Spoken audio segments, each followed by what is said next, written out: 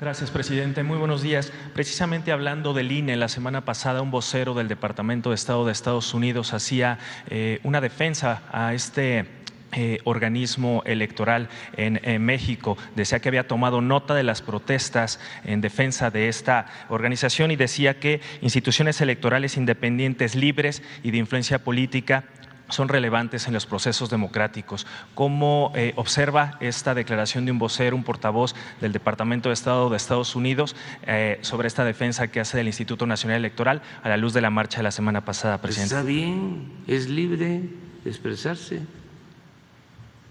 Esa es la costumbre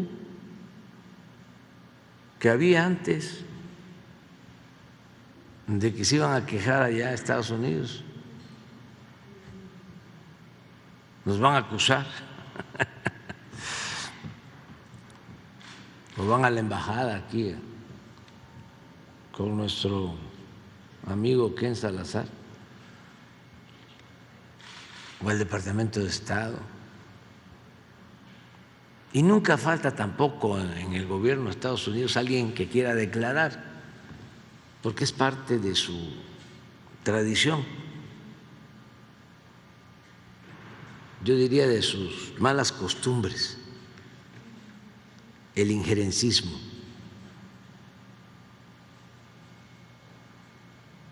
Pero tampoco pasa nada.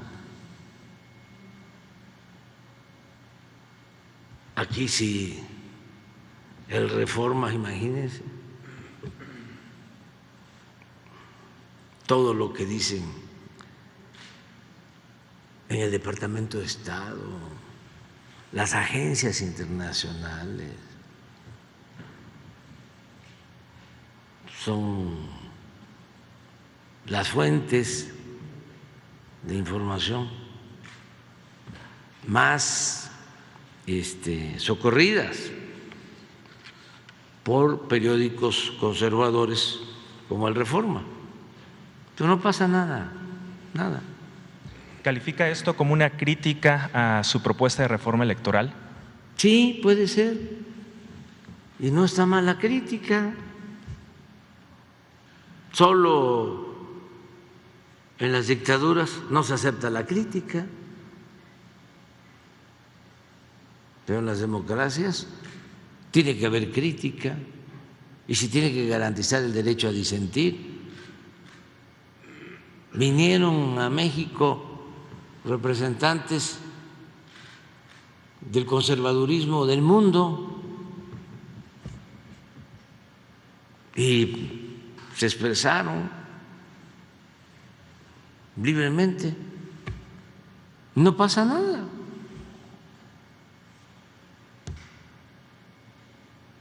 No tenemos nada que ocultar. Nosotros tenemos un proyecto de transformación que tiene que ver con lo mejor de nuestra historia nacional. Si Hidalgo viviera, con nosotros anduviera. Si Morelos viviera, con nosotros anduviera. Si Juárez viviera, con nosotros anduviera. Si Zapata viviera, con nosotros anduviera. Si Madero viviera, con nosotros anduviera. Si Villa viviera, con nosotros anduviera.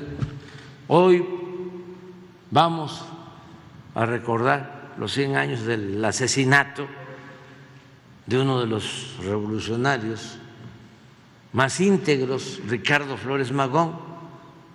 Si Ricardo viviera, con nosotros anduviera. Si el general Cárdenas viviera, con nosotros anduviera.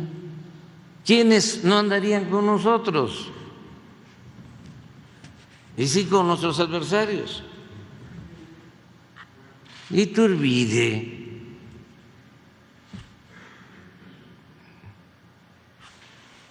los que fueron a buscar a Maximiliano,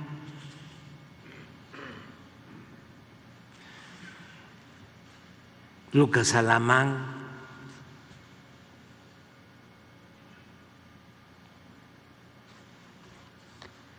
Porfirio Díaz, Huerta, imagínense.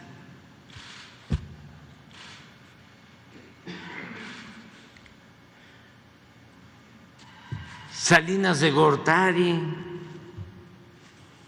pues ya sabemos que Fox pues no anda con nosotros, ni Cedillo, ni Calderón. Pues está muy claro.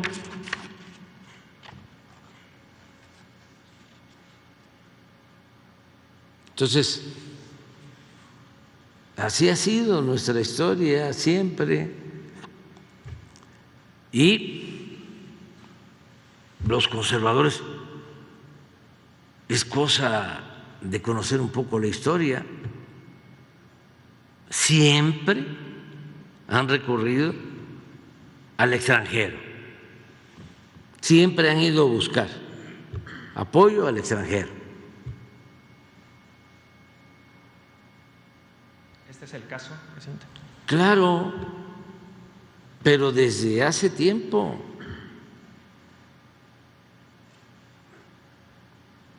Y no cambian. Imagínense lo que es excomulgar, asesinar, cortarle la cabeza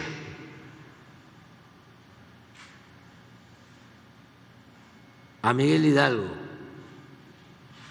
por atreverse a abolir la esclavitud y en escarmiento exhibir la cabeza 10 años en la plaza principal de Guanajuato.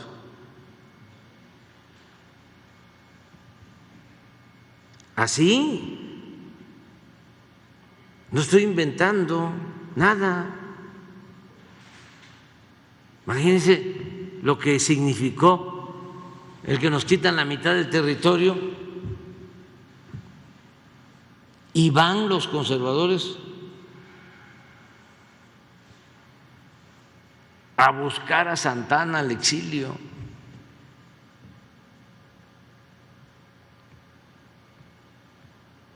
Y lo vuelven a imponer como presidente.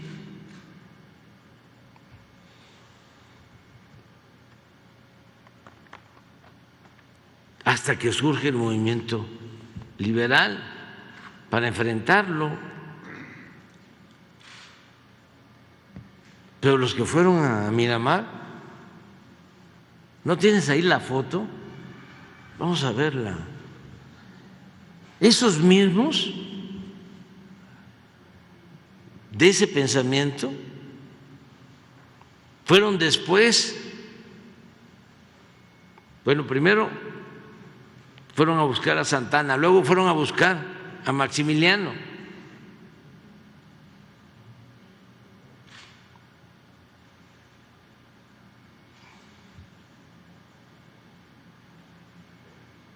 Y pues en el Porfiriato, pues todo era afrancesado. Ahora el de Coparmex ya no está. Fue a acusarme a España con el rey. Es de caricatura.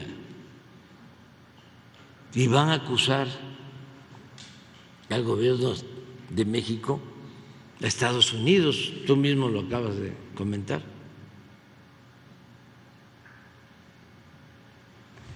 Llevamos muy buena relación con el gobierno de Estados Unidos, con respeto a nuestras soberanías. Y como ellos no saben de eso, porque se acostumbraron a someterse, no saben de un trato igualitario, como lo menciona el presidente Biden, en pie de igualdad.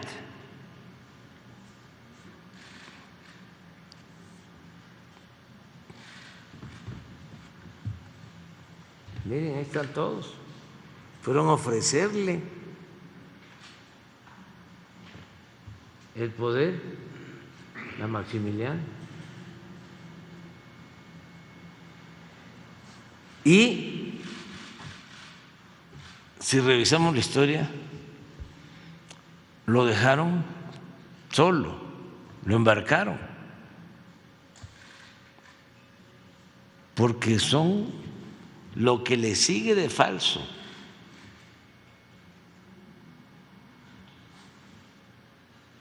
Porque querían que Maximiliano, llegando, reformara las leyes que había impulsado el movimiento liberal, las leyes juaristas. Y resultó que Maximiliano tenía cierta convicción liberal.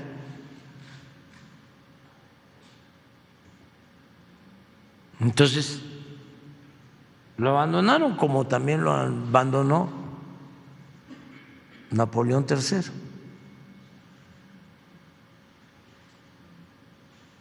Dejó de apoyar y ya no le sostuvo los 30,000 soldados franceses que invadieron nuestro país.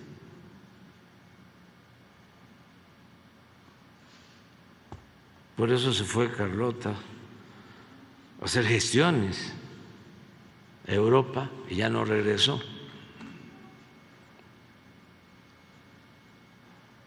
Pero así son, y esto no ha cambiado. Y cuando triunfa la República y se logra la segunda independencia de México, se pensaba que ya no iba a haber conservadurismo, que ya habían desaparecido. Pues no, con Porfirio Díaz, que tenía afanes aristocráticos,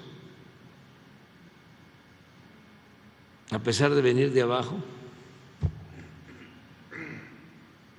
Ayer recordaba eso. Fíjense,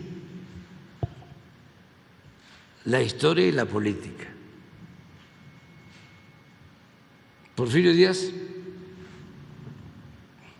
llega al poder con la bandera de la no reelección.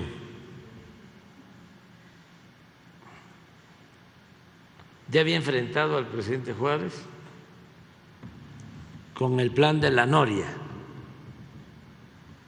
No pudo, acusándolo de reelegirse. Se muere el presidente Juárez y lo sustituye el entonces presidente de la Corte, Sebastián Lerdo de Tejada. Vienen elecciones, gana Lerdo la elección.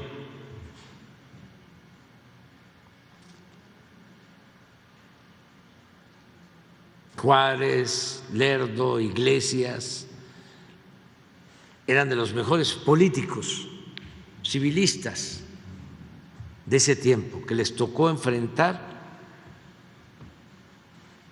la intervención francesa.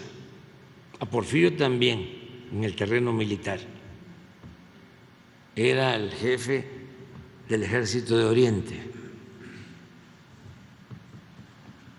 Cuando se triunfa, llega Juárez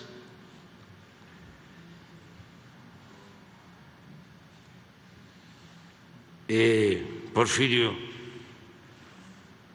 porque era muy espectacular, le hace la entrega de los fondos que tenía su ejército y él decide retirarse porque él no ambiciona nada. Era un gran actor, un gran simulador. se va a Oaxaca y empieza ya a preparar pues su lanzamiento político. Y el primer movimiento es contra Juárez, con el plan de la Noria. Se muere Juárez, decía yo, entra Lerdo y se vuelve a lanzar Porfirio con el plan de Tuxtepec, con la bandera de la no reelección, en contra de Sebastián Lerdo de Tejada. Y militarmente, con la bandera de la no reelección, en contra de Sebastián Lerdo de Tejada. Y militarmente toma el poder y expulsa a los lerdistas, que eran civilistas y también con un tinte aristocrático. Porfirio era un hombre de pueblo que venía de abajo, pero quería ser como los de arriba. En la última batalla contra el ejército de Lerdo, el ejército federal, en Tecoac, Tlaxcala, es el único dato que he encontrado.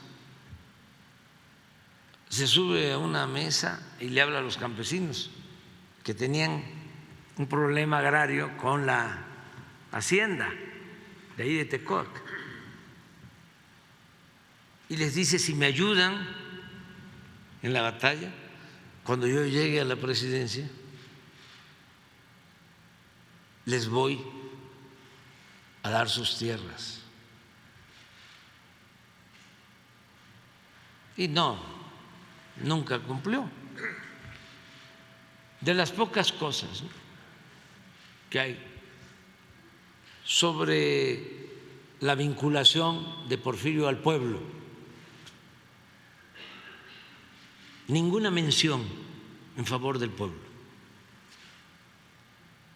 Le escribían de los estados de que había dictadura. Una vez contestó: pues sí, pero es más doloroso que la dictadura el tener que arrancar gentes para la leva, para el ejército. Y aunque no nos guste, lo tenemos que hacer. O sea, justificaba la esclavitud, porque se decía, por ejemplo, en Yucatán, el progreso del Enequén no puede darse sin la esclavitud de los mayas. Ese era el pensamiento. Entonces, toman la Ciudad de México y todo el gabinete de Lerdo al exilio. Algunos no sabían montar a caballo y sufrieron mucho, pero a huir, y se van a Nueva York y a otros estados de la Unión Americana, de Estados Unidos, y se va el que era secretario de Relaciones de Lerdo al exilio, Manuel Romero Rubio. Llega Porfirio al poder, empieza a consolidarse y empiezan a regresar. El que nunca regresó fue Lerdo. Lo fueron a buscar muerto.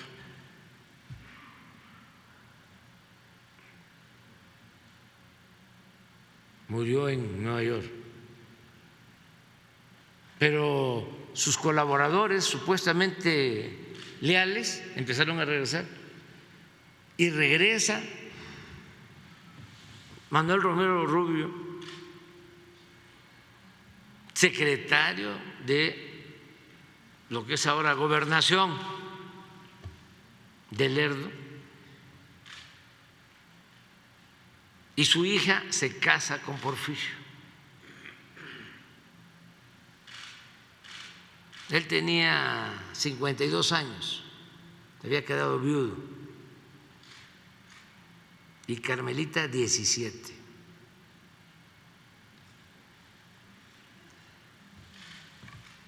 Pero independientemente de los amores, lo que Porfirio quería era un camino para entrar a la aristocracia. Y como Carmelita era una joven bien educada, que tocaba el piano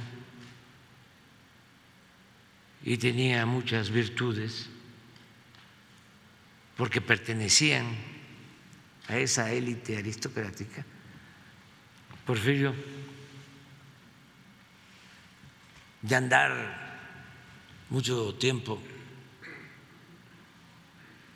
hay crónicas de cuando llega el gobierno, triunfa y empiezan a hacerle los aristócratas actos, ¿no?, para acomodarse, porque son muy acomodaticios.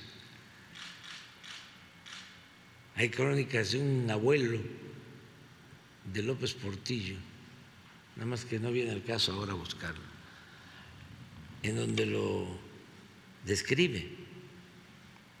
Y lo que más le criticaba es que siempre traía un palillo en la boca.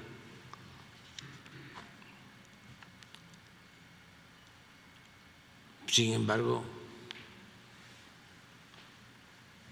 Carmelita lo pule y ya se vuelve de la élite. Y nunca, jamás ve al pueblo. Nunca. Al contrario, decía que los indígenas, que eran los dueños originarios del territorio, de sus territorios, tenían acaparada la tierra y los bosques y el agua, y echa a andar guerras en contra de los mayas, de los mayos, de los yaquis, para quitarles las tierras y entregar las tierras a los llamados hombres de negocios nacionales y extranjeros, a sus allegados, al extremo, y ayer lo decía yo, que asesinan a 15,000 yaquis. Un horror, una vergüenza, para quitarle las tierras.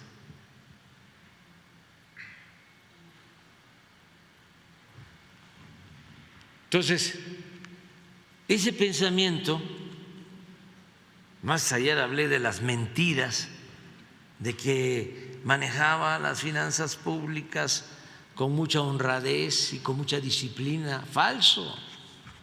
Se endeudó el país como nunca,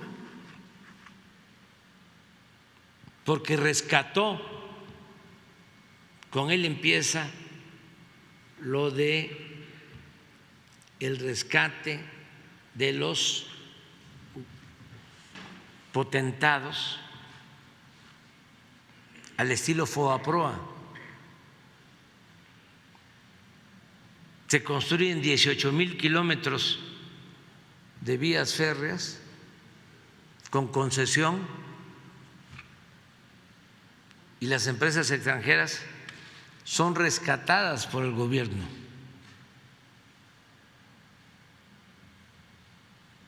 En aquellos tiempos significó ese rescate el 52% de toda la inversión privada, nacional, extranjera y de toda la inversión pública. Costó ese rescate 52% de toda la inversión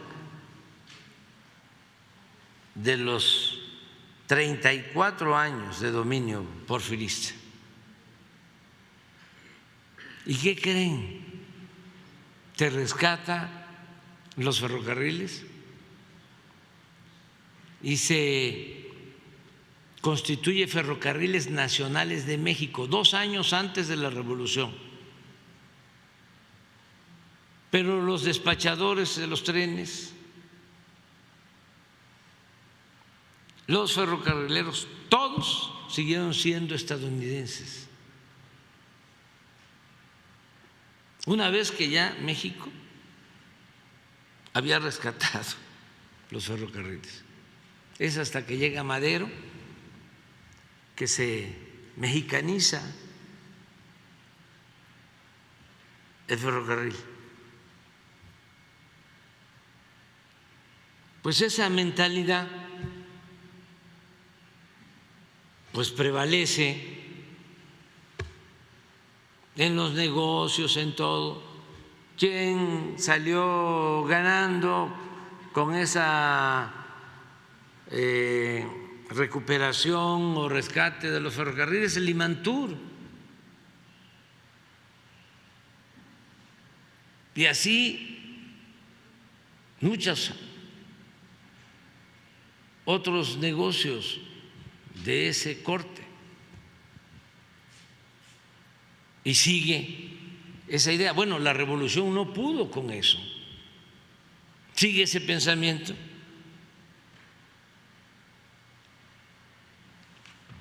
Claro, eso ahora está aflorando. Si cuento esto es porque sé que hay algunos que están viendo que ya ni deberían de ver la mañanera. Digo, son libres, pues, porque se enojan mucho y no les gusta. Pero si no aclaramos las cosas, pues va a parecer que somos rebeldes sin causa, o como se piensa, estamos resentidos, ardidos, frustrados. No, es que necesitamos la transformación. No podemos estar poniendo la basura debajo del petate. Hay que limpiar, hay que purificar la vida pública. Y para eso hay que hablar con claridad, no engañar, no simular.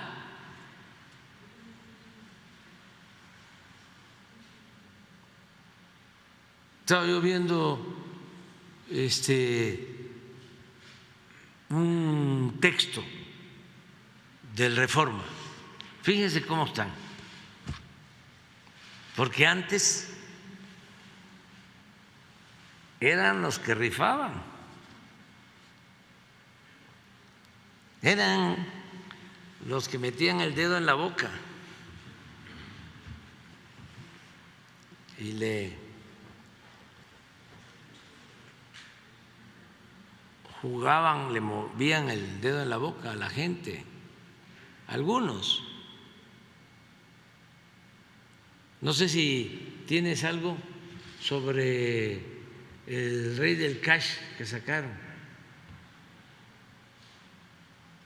de que me enojé porque hicieron la marcha nuestros adversarios y que entonces dijo el rey del cash, ya van a ver, una fábula.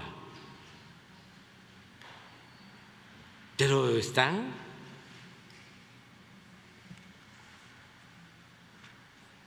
¿Cuántas marchas hemos enfrentado? Artículos, insultos, guerras sucias. Y vamos a seguir. Y yo, repito, celebro que se esté dando este debate. Muy bueno para el país. Perdón que lo